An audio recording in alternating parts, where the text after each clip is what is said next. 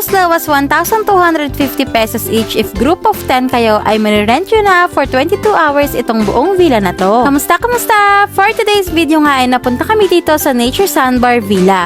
Located lang sila dito sa may seafront residences San Juan, Batangas. Nalalapit na naman nga ang araw ng mga puso kaya naman nauna na kami nagpunta dito. Perfect nga itong place na to to spend Valentine's Day or kahit anong mga okasyon with your friends and loved ones. Kumpleto na nga lahat ng kitchen utensils and equipments dito. Lulutuin na lang ang kulang. May free 5 gallons of mineral water din. Meron silang 3 bedrooms all complete with pillows and blankets. May extra bed din silang pinoprovide for additional packs. Lahat ng rooms ay centralized ang aircon, pati na din yung living room nila with smart TV and free wifi na din. May heater na rin pala yung showers nila, kaya naman kahit malamig makakaligo pa rin kayo. Meron din silang private pool sa loob mismo ng villa where you can enjoy any time of the day. Kung gusto nyo naman mag-swimming sa beach ay 2 to 3 minutes walk lang yan from villa, free of charge. Meron din silang pool sa clubhouse nila but you need to pay additional for the entrance. Huwag kayo mag-alala kasi sobrang worth it naman talaga yung babayaran yung entrance dito dahil sobrang lawak ng pool and ang ganda talaga ng view dito. Sobrang nakaka-relax. Meron din silang in-house bar dito where you can order drinks and snacks. Pa-weekend reserve nga din pala ang seafront residences kaya naman kung may makikita kayong mga hatchlings na pakalat-kalat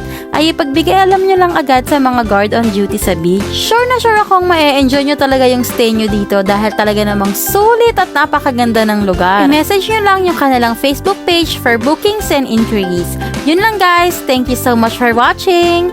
Bye!